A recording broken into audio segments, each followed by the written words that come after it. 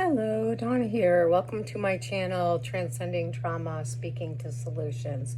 So I want to talk about limerence today. I just listened to a little short by one of my favorites, a psychologist out of the East Coast area, Patrick Tehan. He's really great. And he was talking about his experience with limerence he said he often had it for like teachers and I think that's interesting, sort of people that seem to me like hearing him talk about the people that he would have limerence for, which is, limerence is kind of the beginning stages feelings of love.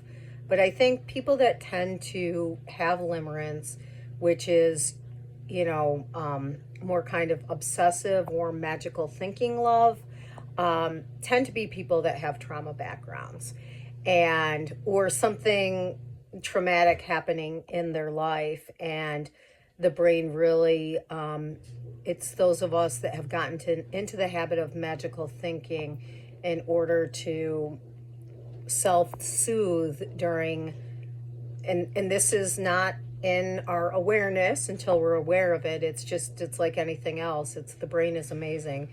It just comes up with these adaptations to make ourselves be able to survive situations that feel way too overwhelming. So magical thinking and limerence, I think, are very much tied up together. And it's just what happens often when people live in scenarios that are just way too overwhelming. And usually, like Patrick was talking about, as a child, like in a situation that's something you can't easily get out of. So the magical thinking comes into place to, as a protective mechanism, actually, to help the being survive the experience, without too much overwhelm. Our nervous system can only take so much, our brains can only process so much overwhelm, so they come up unconsciously, the brain, with adaptations. So Patrick was talking about having a crush on this kindergarten teacher, and he had limerence for her, like these like magical thinking feelings of love for this person. And until like the little kindergarten graduation, and she went to put on his little paper hat with a paper clip, and he moved, and she yelled at him, and that was all it took to snap him out of the limerence, which just proves that it's a magical thinking behavior. So, like it's an idolizing of the person. And I think it makes a lot of sense to see that when our attachment systems are set up, which is actually in the first 18 months of life, if we're in an overwhelmed state, and our caretakers are scary to us, and we grow up in a dysfunctional, chaotic environment, it makes sense, doesn't it, that that the child would apply magical thinking to the attachment figure, because it's part of our survival mechanism. It's not, our attachment system is not, it does drive us to procreate and to survival of the species, but it also drives us to seek safety for survival. So children naturally seek safety through parents, and when parents feel overwhelming and not safe for a child, we'll get into the conditioned habit of magical thinking around that parent. So it's like, we'll have very distorted thinking about our caretaker, and it becomes just a habit then. So then whenever our attachment system is activated, so is the magical thinking, so is the idolizing, so is the seeing someone in a way that they might not even be like that at all. I may come back on, if I can find it, and read a poem I wrote about someone I felt limerence for. But like, it was very beautiful and poetic, but basically the gist of this poem was, I wish you could see yourself the way that I saw you. It's so far removed. It's a pattern. I just told my friend the other day, limerence is about a pattern, not a person. It feels like it's about that person because your attachment system is getting activated, and then you're feeling these magical thinking feelings for someone. And it's the habit of idolizing. I think all children to some extent idolize their parents. It's again for our survival. We have to kind of rely on them, to survive. Like little children are pretty helpless. We don't know how to fend for food for ourselves. We don't have the resources to seek outside connection. We don't have the grown prefrontal cortex, the part of the brain that can reason and logic. We usually don't have jobs and income and all of these things. So, it makes sense that we would, think magically about our parents. I think it's just ingrained in us to do that as a survival mechanism. But, as we grow up and we can really like this limerence until you realize, I mean, it's also an amazing feeling. Anyone that's had limerence that wants to talk about it here in the comments. I mean, because it is a magical feeling. It feels magical.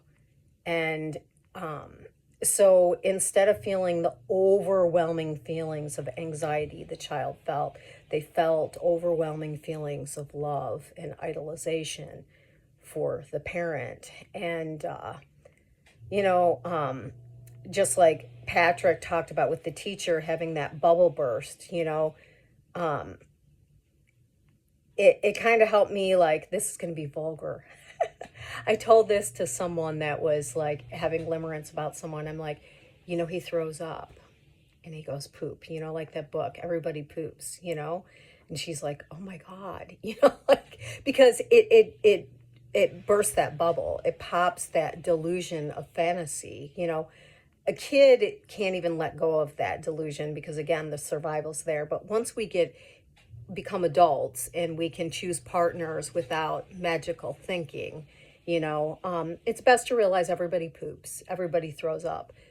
No one should be idolized. No one ever.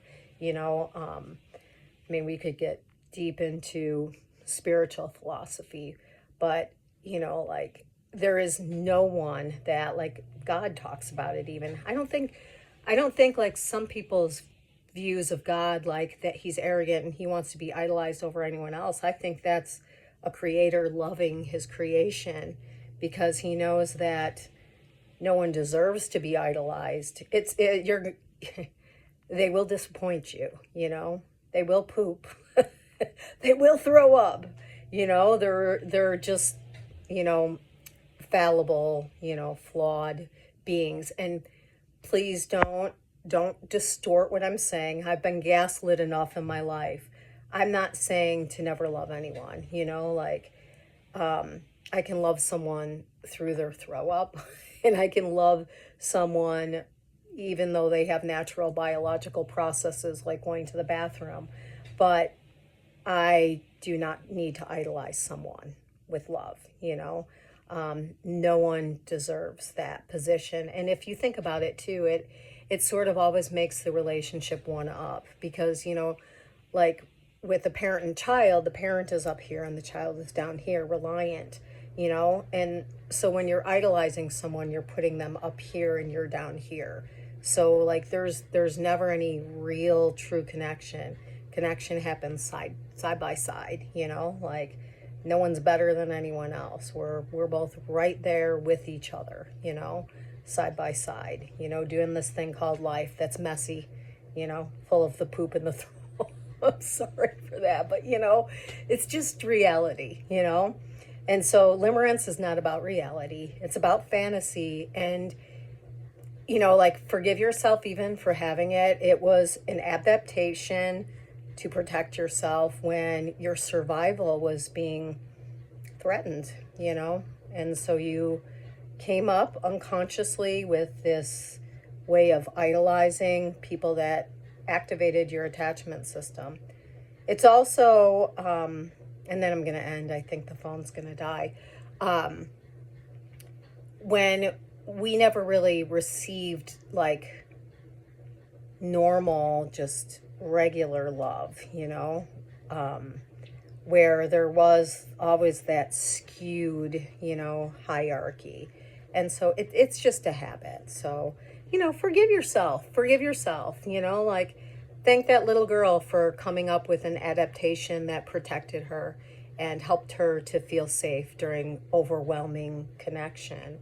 And, you know, help her move past that, help her to see reality, help her to realize that no one should be idolized, and that love is something that's I don't know how to describe it even. It's not something that's so hierarchical, like, you know, it's something so much more down to earth, you know.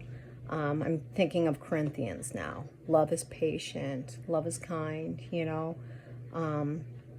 Love is so much more cozy and small than Limerence. It's so much more intimate and messy, beautifully messy. All right, I'll just end with that. All right, peace out.